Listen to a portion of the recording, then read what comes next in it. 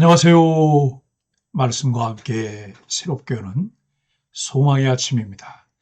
하나님 나라는 말씀으로 설명될 때 확장되고 예수로 설득될 때 사람의 마음에 세워진다는 것이 오늘 핵심 메시지입니다.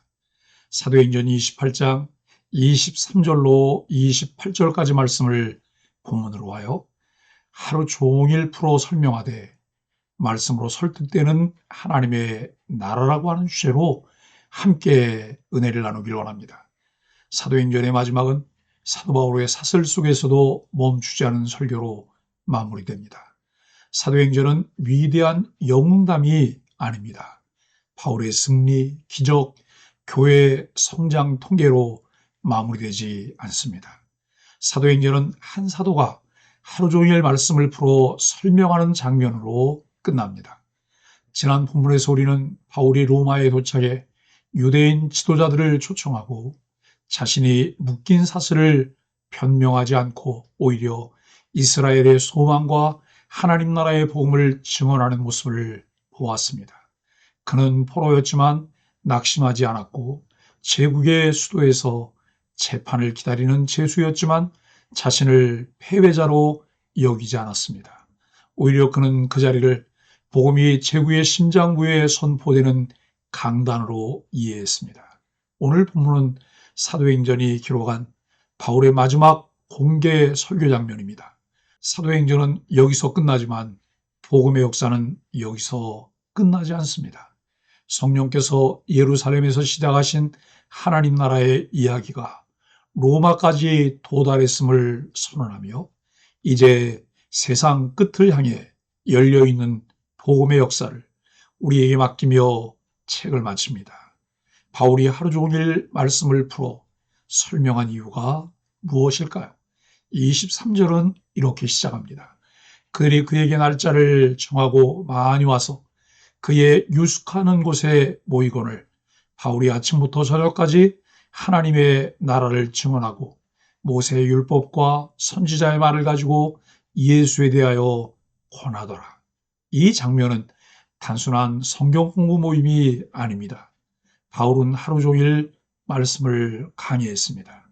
아침부터 저녁까지 모세의 율법과 선지자를 사용해 예수 그리스도가 누구신지를 구속사 전체 속에서 설명했습니다. 여기서 우리는 사도행전의 핵심 원리를 다시 봅니다. 성령이 역사하는 곳에는 반드시 말씀의 해석과 선포가 있습니다. 성령은 감정적 체험만 주시는 분이 아니라 성경을 열어 예수를 드러내시는 분입니다. 성령의 역사와 말씀의 강의는 분리되지 않습니다. 초대교회가 강했던 이유는 프로그램이나 조직력이 아니라 성령과 말씀의 결합이었습니다. 오늘 본문은 말씀으로 설득되는 하나님 나라의 길을 열어줍니다. 첫째, 하나님 나라는 성경 전체의 이야기 속에서 증언됩니다. 바울은 예수를 개인 간증의 차원에서만 말하지 않았습니다. 그는 성경 전체의 큰 이야기 속에서 예수 그리스도를 증언했습니다. 창세기에서 약속된 여자의 후손, 출애굽기의 구속사건, 다윗에게 약속된 영원한 왕, 이사야가 말한 고난받는 왕, 다니엘이 본 인자의 나라. 바울은 이 모든 성경 이야기가 예수 그리스도 안에서 성취되었다고 설명했습니다. 즉 예수는 단순한 종교 지도자가 아니라 하나님의 구속 역사 전체의 중심이십니다. 오늘 우리의 신앙이 흔들리는 이유 중 하나는 성경의 큰 이야기를 잃어버렸기 때문입니다. 예수를 개인 위로의 대상으로만 이해하면 삶이 흔들릴 때 신앙도 흔들립니다. 그러나 성경 전체 속에서 예수를 이해할 때 우리의 믿음은 역사의 중심에 뿌리를 내리게 됩니다. 체계적으로 꾸준하게 성경을 묵상해야 할 이유가 여기에 있습니다. 묵상하며 성경이 가르치는 내용을 붙들고 간절한 마음으로 기도할 때 깊은 영성과 균형 있는 신앙과 삶을 가질 수 있습니다. 둘째, 말씀은 사람을 갈라놓지만 동시에 하나님 나라의 씨를 심습니다. 24절은 이렇게 말합니다. 그 말을 믿는 사람도 있고 믿지 아니하는 사람도 있어. 복음은 사람을 중립 상태로 두지 않습니다. 말씀은 반드시 결단을 요구하는 진리입니다. 어떤 이는 마음이 열리고 어떤 이는 마음이 더 굳어집니다. 이것은 바울의 실패가 아니라 복음의 본질입니다. 예수님도 말씀하셨습니다. 내가 세상에 화평이 아니라 검을 주러 왔다. 복음은 분열을 만들기 위해 온 것이 아니라 진리를 드러내기 때문에 반응이 갈라지는 것입니다. 말씀 앞에서 사람의 마음이 드러납니다.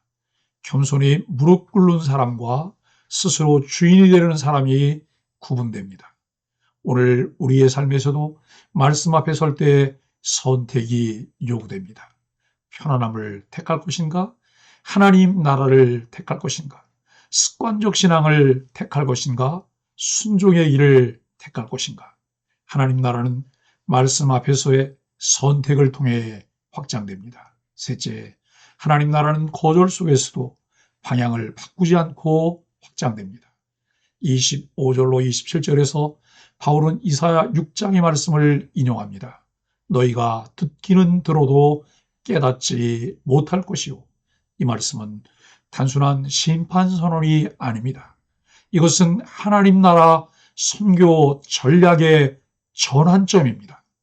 이스라엘의 완강한 거절은 복음의 실패가 아니라 이방 선교의 문을 여는 하나님의 계획이었습니다. 하나님 나라는 한 민족의 거절로 멈추지 않습니다. 하나님의 구원 계획은 언제나 새로운 길을 열며 전진합니다. 우리는 때때로 사람들의 거절 앞에서 낙심합니다.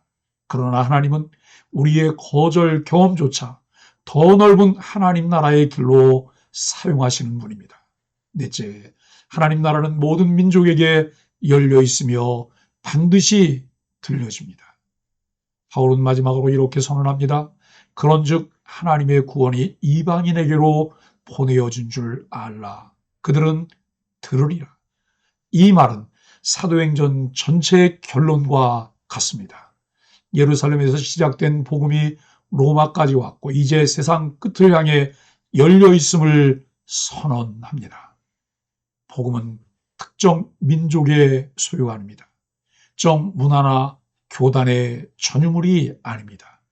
복음은 모든 민족, 모든 세대, 모든 문화 속 사람들을 향한 하나님의 보편적 구원의 선물입니다. 사도행전은 이렇게 말합니다. 하나님 나라는 멈추지 않는다. 하나님 나라는 경계를 넘는다. 하나님 나라는 반드시 들려진다. 그렇습니다.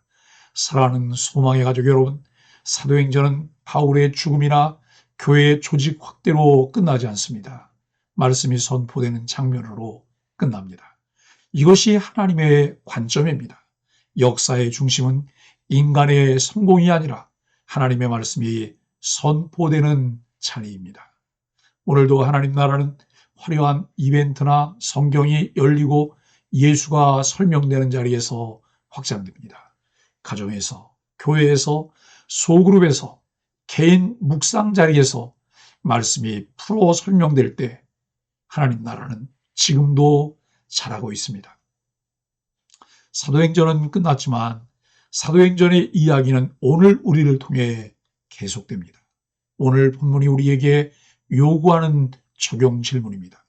나는 성경 전체 속에서 예수 그리스도를 이해하려는 신앙을 가지고 있는가?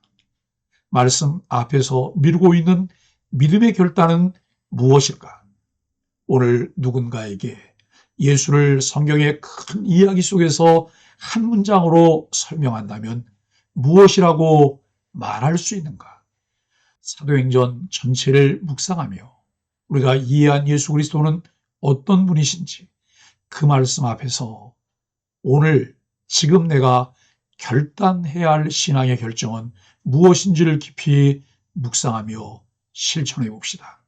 멈추지 않는 하나님의 나라를 위한 평신도 사역자로 말씀으로 설득되는 하나님의 나라를 증거하는 소망의 가족들이 되기를 예수 그리스도의 이름으로 간절히 축복합니다. 함께 말씀으로 드리는 소망의 아침 기도입니다. 주님, 성경 전체를 통해 예수 그리스도를 알게 하시고 믿게 하심을 감사합니다.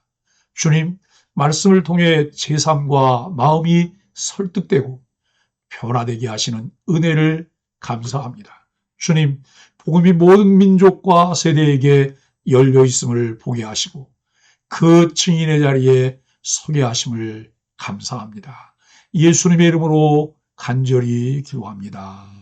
아멘.